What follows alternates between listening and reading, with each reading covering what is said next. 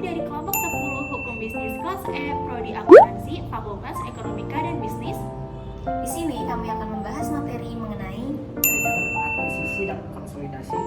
Dan sebelumnya, perkenalkan nama-nama anggota kelompok kami. Hai semuanya, kenalin nama aku Irfan Sandrina dengan 3 NIM akhir 255. Halo semuanya, kenalin nama aku Natania Najwa dengan NIM akhir 278. Halo semuanya, kenalin aku Melisa Nabila Samudri dengan NIM akhir 243. Halo semuanya, nama aku Adi Andrean dengan NIM akhir 2002. Perkenalkan, nama saya Rino Priyasatyako dengan 3 nomor NIM terakhir 247. Selamat menonton. Baik, yang pertama di sini saya akan menjelaskan tentang apa itu merger, akuisisi, dan konsolidasi. Merger adalah suatu proses penggabungan dua perusahaan atau lebih menjadi satu perusahaan saja, di mana perusahaan tersebut mengambil dengan cara menyatukan saham berupa aset dan non-aset perusahaan yang dimerger. Yang kedua ada akuisisi. Akuisisi adalah pengambil alihan sebuah kepemilikan baik perusahaan maupun aset oleh salah satu perusahaan yang ditetapkan dalam perjanjian dan kesepakatan sebelumnya. Yang ketiga ada konsolidasi. Konsolidasi adalah sebuah usaha untuk menyatukan dan memperkuat hubungan antara dua kelompok atau lebih untuk membentuk suatu entitas yang lebih kuat. Baik, kali ini saya akan menjelaskan mengenai dasar hukum dari merger, akuisisi, dan konsolidasi. Yang pertama adalah Peraturan Pemerintah Nomor 27 Tahun 1998 tentang penggabungan, peleburan, dan pengambil alihan PT. Terdapat 37 pasal di dalamnya. Yang kedua ada Peraturan Pemerintah Nomor 28 Tahun 1999 tentang merger, konsolidasi, dan akuisisi dari bank. Lalu ada Peraturan Pemerintah Republik Indonesia Nomor 57 Tahun 2010, Peraturan OJK Nomor 74 Tahun 2016, lalu juga ada SK Ketua Bapepam Nomor 04/PM garis miring 2000 tentang Peraturan Nomor 9.H1 tentang pengambilan perusahaan terbuka. Jadi kurang lebih itu adalah dasar hukum dari merger, akuisisi, dan konsolidasi. Sekian. Alasan perusahaan melakukan merger, akuisisi, dan konsolidasi disingkat MAK. Yang pertama adalah untuk membayar pajak yang jumlahnya besar, sehingga perusahaan melakukan MAK agar pajak itu bisa ditanggung bersama. Yang kedua, untuk membuat perusahaan tumbuh lebih cepat. Dua perusahaan atau lebih dengan produk yang sama dengan komitmen yang sama kuat melakukan MAK supaya berkembang lebih cepat dan menghindari persaingan yang tidak perlu. Yang ketiga, meningkatkan sinergi. Dua perusahaan atau lebih yang melakukan MAK akan menciptakan sinergi yang dapat mengurangi biaya operasional atau biaya produksi atau biaya yang lain-lain yang tidak perlu. Yang keempat adalah meningkatkan dana perusahaan.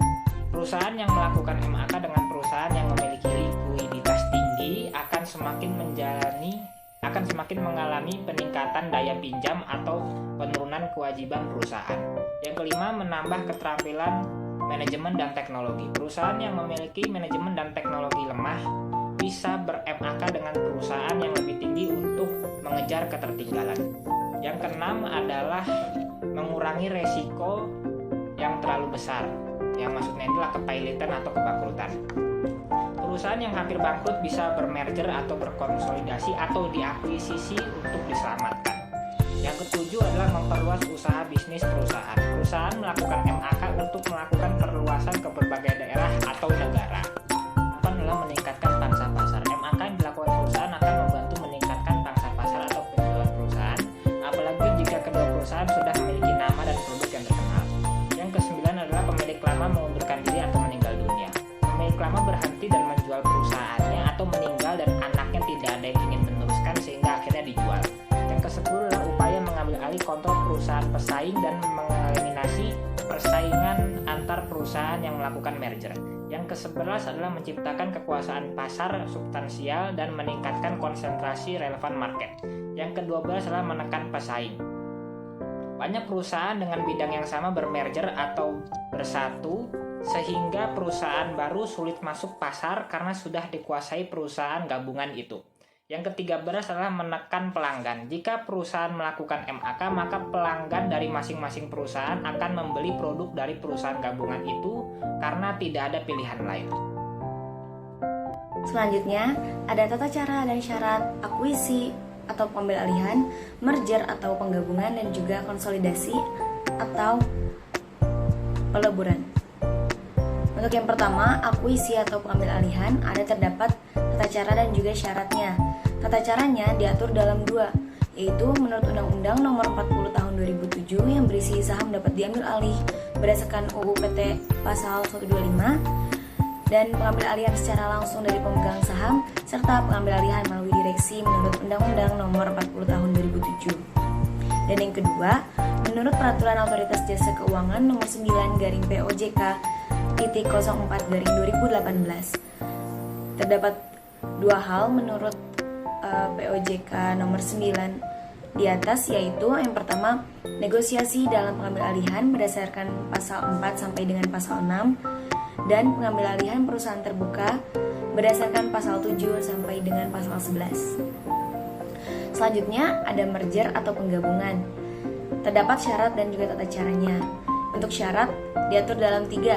Yang pertama, menurut pasal 126 ayat 1, lalu menurut pasal 2 POJK nomor 74/POJK.04/2016, lalu menurut pasal 123 nomor ayat 4.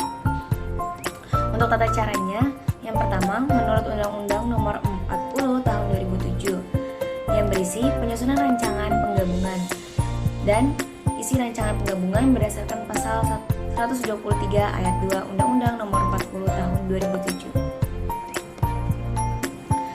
Dan yang terakhir, untuk konsolidasi atau peleburan, terdapat syarat dan juga tata caranya. Untuk syaratnya diatur dalam 3 hal, yaitu menurut pasal 126 ayat 1 UU PT, dan menurut pasal 4 ayat 1 PP nomor 27 tahun 1998, serta menurut Undang-Undang Nomor 40 Tahun 2007 tentang perseroan terbatas atau PT. Dan tata caranya juga diatur dalam Peraturan Otoritas Jasa Keuangan atau POJK nomor 74/POJK.04/2016. Selanjutnya saya akan membahas contoh-contoh dari MAK. Yang pertama itu contoh dari merger. Yang saya akan bahas itu adalah perusahaan Google dan perusahaan pengiklan online DoubleClick. Pada tahun 2008, perusahaan Google mengakuisisi perusahaan DoubleClick dengan transaksi senilai $3,1 miliar. Di sini perusahaan Google menggabungkan sistem teknologi pencariannya dan pengiklanannya terhadap jaringan pengiklan online DoubleClick. Lalu Google mendapat keuntungan seperti memperluas pengiklanan digitalnya dan meningkatkan pendapatannya. Lalu keuntungan lainnya dengan Google ini menyediakan solusi bagi periklanan yang akan menyediakan iklan yang lebih terintegrasi dan efisien bagi pengiklannya. Lalu contoh kedua yang saya akan bahas itu contoh dari akuisisi. Di sini saya akan membahas contoh dari akuisisi itu adalah perusahaan Facebook dengan perusahaan pesan aplikasi seperti WhatsApp. Pada tahun 2014, Facebook ini mengakuisisi perusahaan WhatsApp dengan transaksi senilai $19 miliar. Dengan ini, Facebook mengambil kendali penuh terhadap aplikasi WhatsApp dan dapat mengintegrasikan fitur dan penggunaan WhatsApp ke dalam platform Facebook. Dengan akuisisi ini memperkuat posisi Facebook di dalam pasar komunikasi digital dan memberikan akses kejutan pengguna WhatsApp di seluruh dunia.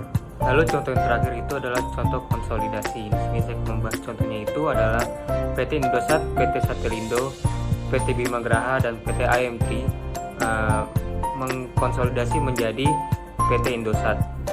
Lalu ada Smartfren, itu hasil dari konsolidasi dari perusahaan PT Smart Telecom dan PT Mobile Telecom.